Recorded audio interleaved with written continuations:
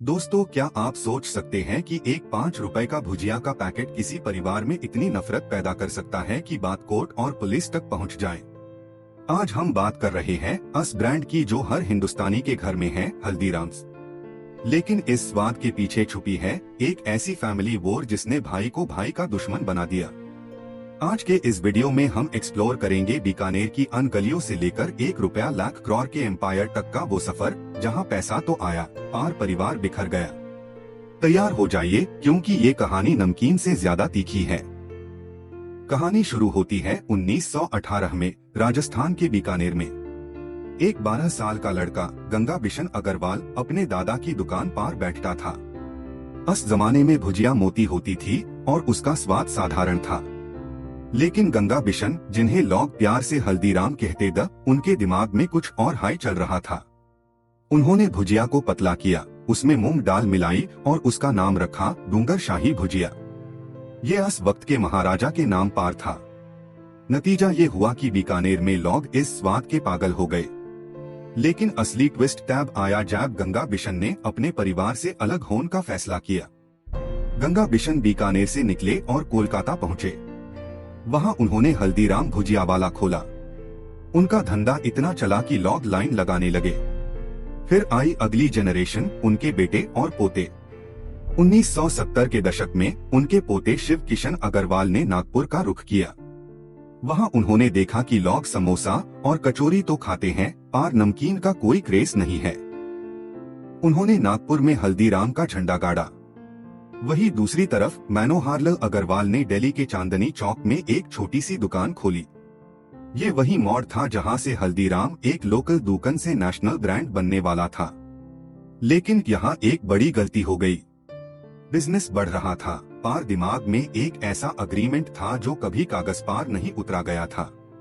परिवार ने इंडिया को जोन्स में बांट लिया था। साउथ और वेस्ट नागपुर शिव किशन संभालेंगे, नॉर्थ दिल्ली मनोहरलाल संभालेंगे और ईस्ट कोलकाता प्रभु शंकर अग्रवाल। सब कुछ सही चल रहा था जब तक लालच बीच में नहीं आया।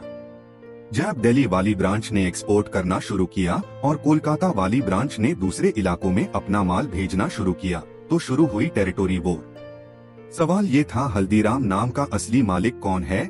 1990 के दशक में ये लड़ाई कोर्ट पहुंच गई। दिल्ली वाली ब्रांच ने कोलकाता वाली ब्रांच पर केस कर दिया कि वो हल्दीराम नाम का इस्तेमाल नहीं कर सकते। आप हैरान होंगे ये सुनकर कि ये केस 20 साल तक चला। भाइयों ने एक दूसरे पर करोड़ों के जुर्माने ठोके। पुलिस रेड्स हुई, गोडाउन्स सील किए गए। एक तरफ ब्रांड दुनिया भर में नाम कमा रहा था और दूसरी तरफ परिवार के सदस्य कोर्ट के चक्कर काट रहे थे। 2013 में कोर्ट का एक बड़ा फैसला आया जिसने कोलकाता ब्रांच को हल्दीराम नाम यूज करने से रोक दिया। लेकिन क्या दुश्मनी खत्म हुई? बिल्कुल नहीं। इस भयंकर जंग के बावजूद हल्दीराम ने मैकडोनल्ड्स और डोमिनोज जैसे बेड ब्रांड्स को पीछे छोड़ दिया। आज हल्दीराम्स दिल्ली और हल्दीराम्स नागपुर दो अलग एम्पायर्स है, लेकिन दोनों का वैल्यूएशन मिलकर 1 रुपया लाख करोड़ से ऊपर है।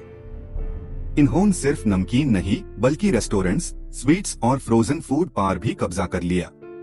2023 से 24 में खबर आई कि टाटा ग्रुप हल्दीराम को खरीदना चाहता है, लेकिन अग्रवाल परिवार ने साफ मना कर दिया। उनका कहना था, ये सिर्फ बिजनेस नहीं, हमारी इज्जत है। लेकिन दोस्तों, एक सवाल अब भी है, क्या इतना पैसा अस पारिवारिक दर्द की भरपाई कर पाया? हल्दीराम की कहानी हमें दो बड़ी बातें सिखाती है। पहली, एक नया आइडिया और मेहनत दुनिया बदल सकती है। दूसरी, बिजनेस में जब तक पेपर वर्क साफ ना हो, अपनों के बीच भी दुश्मनी हो सकती है। आज हल्दीराम के 3 बेड ग्रुप्स है, दिल्ली, नागपुर और बीकानेर, जो बीकाजी के नाम से जाना जाता है। तीनों आज टॉप पर है, लेकिन तीनों के रास्ते अलग है। ये दास्तां थी अस मिट्टी की, जिसने देश को स्वाद तो दिया और खुद बिखर गई। आपको क्या लगता है, क्या दिल्ली वाली ब्रांच सही थी या कोलकाता वाली? अपनी राय कमेंट में जरूर बताएं।